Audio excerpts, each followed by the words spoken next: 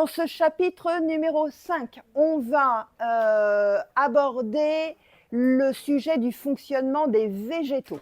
On a beaucoup parlé du fonctionnement du corps humain jusqu'à présent. On a vu qu'il fallait manger, qu'on avait besoin de respirer, que le sang circulait pour faire circuler tout un tas de choses dans notre corps, pour qu'on arrive à avoir de l'énergie, pour qu'on puisse fabriquer notre matière, qu'on puisse grandir, qu'on puisse avoir un squelette, etc. Bref, que notre corps fonctionne.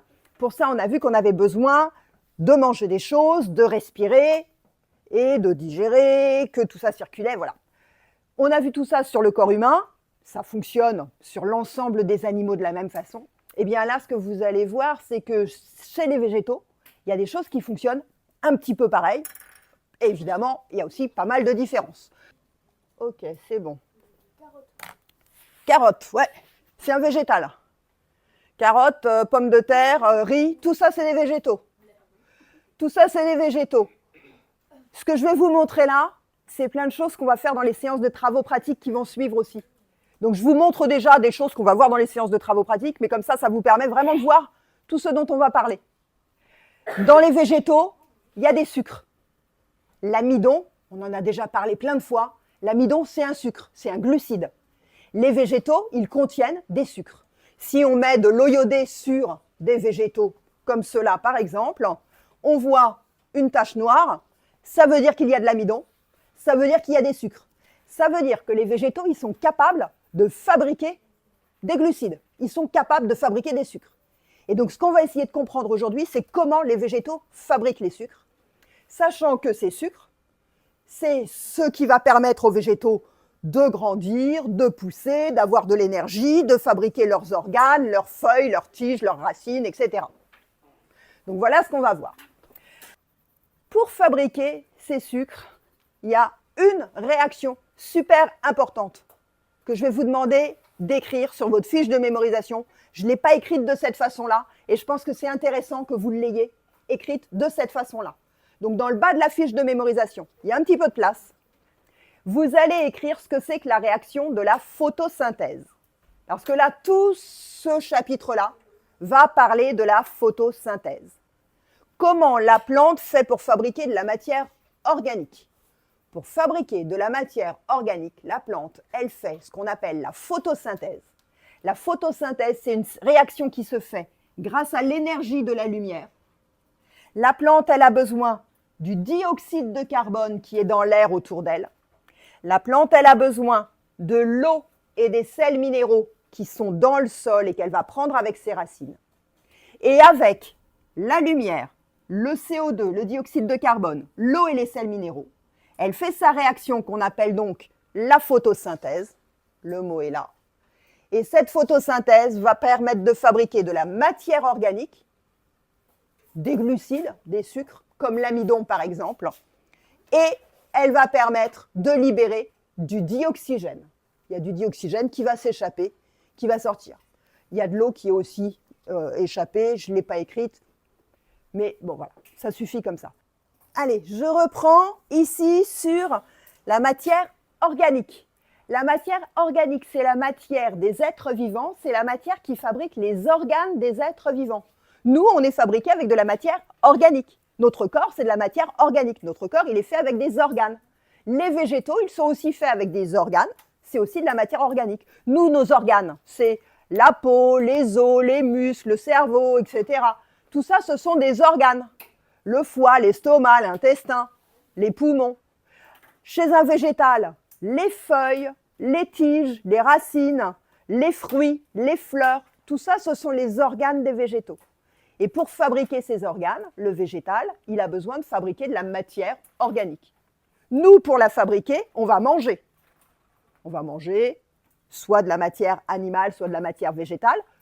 Le végétal, pour fabriquer sa matière organique, il va prendre de l'eau et des sels minéraux et du dioxyde de carbone. Comment est-ce que le végétal prend l'eau et les sels minéraux? Alors, je vous montre des extraits des documents qui viennent des travaux pratiques qu'on va faire plus tard. Donc, je les passe très rapidement. Dans un végétal, si on regarde une racine d'une petite germination, sur certaines racines, on va les voir très très bien, je vous les montrerai, on voit des petits poils sur la racine, comme cela. Ces petits poils qui sont sur la racine, on appelle ça des poils absorbants.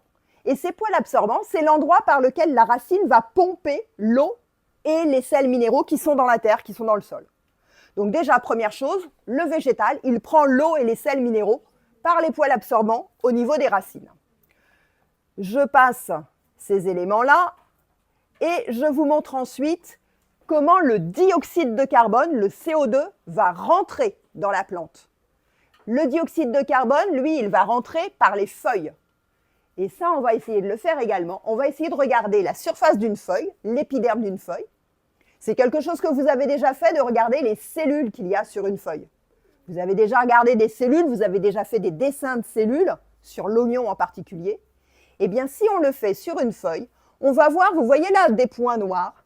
Eh bien, ce sont des cellules un peu spéciales. Il y a des cellules normales, habituelles, et puis il y a des cellules un peu spéciales qui ont une fonction particulière. Et ces cellules, on appelle ça, là on la voit un petit peu zoomée, ces cellules, on appelle ça des stomates. Les stomates, c'est deux cellules qui ont un petit peu cette forme-là et qui vont s'ouvrir ou se fermer. Et au milieu de ces deux cellules, il y a un petit trou par lequel le CO2 et le dioxygène, bref, les gaz qui sont dans l'air, vont pouvoir rentrer et sortir de la plante. C'est un petit peu le trou de nez de la plante. Sauf qu'il y a plein de trous de nez de la plante partout sur la surface de la feuille. C'est par là que la plante va respirer et va laisser passer les gaz liés à la photosynthèse. Les stomates, si on les regarde sur une autre vue au microscope, voilà ce qu'on peut avoir. Des petites cellules un peu particulières qui vont s'ouvrir ou se fermer et qui vont laisser rentrer, comme c'est ouvert, les gaz à l'intérieur et laisser sortir d'autres gaz à l'extérieur. Donc, les échanges gazeux, nous, on a des échanges gazeux avec l'air, on prend et on fait sortir des gaz respiratoires de nos poumons. Ensuite, on les met dans le sang. Eh bien, le végétal, il va faire rentrer et sortir des gaz par les stomates. C'est ces petites cellules un peu spéciales. Ensuite, ah si, là j'ai une photo de stomate encore, regardez. Là, les deux cellules, elles sont fermées. Et là, les deux cellules, elles ont ouvert ce petit trou qui laisse les gaz passer. On discutera de ça un petit peu plus tard.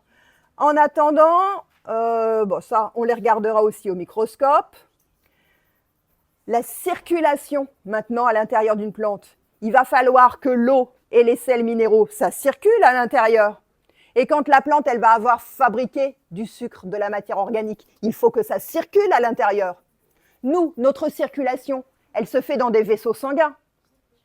Eh bien, dans la plante, il y a aussi des vaisseaux de transport qui transportent un liquide. Ce liquide, ça s'appelle la sève. Vous connaissez la sève des végétaux? Eh bien, la sève, c'est le liquide qui transporte des choses dans le végétal, des racines vers les feuilles, des feuilles vers les racines, et ça circule comme ça. Pour les montrer, regardez, si on met une tige, là c'est une tige de céleri, je vous montrerai ça aussi. Si on le met dans de l'eau colorée et qu'on lui laisse le temps d'aspirer cette eau colorée et qu'on fait une coupe dans la tige, on peut les voir ces vaisseaux. Regardez comme on peut les voir ici. Si on fait une coupe dans la tige, on voit les vaisseaux qui ont été colorés parce qu'on a mis du colorant dans l'eau qu'on lui a fait absorber. Donc là, on voit bien qu'il y a des vaisseaux, qu'il y a des tuyaux à l'intérieur de la tige de la plante. Et si on fait une coupe dans l'autre sens, ici, ça va être une coupe longitudinale. Là, c'est une coupe transversale en travers. Et là, c'est une coupe en longueur. Ben, on les voit, ces vaisseaux, comme ça. Et dans ces vaisseaux, il y a donc de la sève qui va circuler à l'intérieur de la plante. On va passer au schéma. Alors, le schéma, je vous le montre dans son ensemble. Là, on a l'ensemble du schéma. C'est le schéma que vous allez faire. Je vous montre un petit peu tout et puis après, on prendra le temps de le refaire. Pour commencer, la plante, elle prend par les poils absorbants de l'eau et des sels minéraux. Elle va emmener tout ça dans la tige vers les feuilles où il va y avoir la réaction de la photosynthèse qui va se faire. Donc là, ça circule déjà dans des vaisseaux de transport. Pour la réaction de photosynthèse, on a dit qu'il fallait faire rentrer du dioxyde de carbone. Ce dioxyde de carbone, il va rentrer par les stomates qui sont à la surface des feuilles. Donc à la surface des feuilles, ici, on va parler des stomates qui laissent passer le dioxyde de carbone. Tout ça va se retrouver dans les feuilles. Grâce à l'énergie lumineuse, la réaction de la photosynthèse va se produire. Et cette réaction de photosynthèse, donc elle utilise, alors je vous le montrerai en plus grand, hein, l'eau et les sels minéraux, le dioxyde de carbone, ça fait la réaction de photosynthèse. Ça permet de fabriquer de la matière organique, donc des glucides, des sucres, comme l'amidon qui sera mis en réserve, et ça libère du dioxygène. Le dioxygène, lui, il est évacué. Tout ça, cette matière organique, quand elle est fabriquée, elle part dans des vaisseaux qui contiennent de la sève. Cette sève, on va l'appeler de la sève élaborée, parce qu'elle contient de la nouvelle matière, alors que la première sève qui venait des racines, c'était de la sève brute, qui contenait simplement l'eau et les minéraux. Cette sève élaborée, elle va emmener la matière organique, soit dans les organes qui en ont besoin pour faire de l'énergie, soit pour faire des réserves. Par exemple, une pomme de terre, c'est un organe de réserve.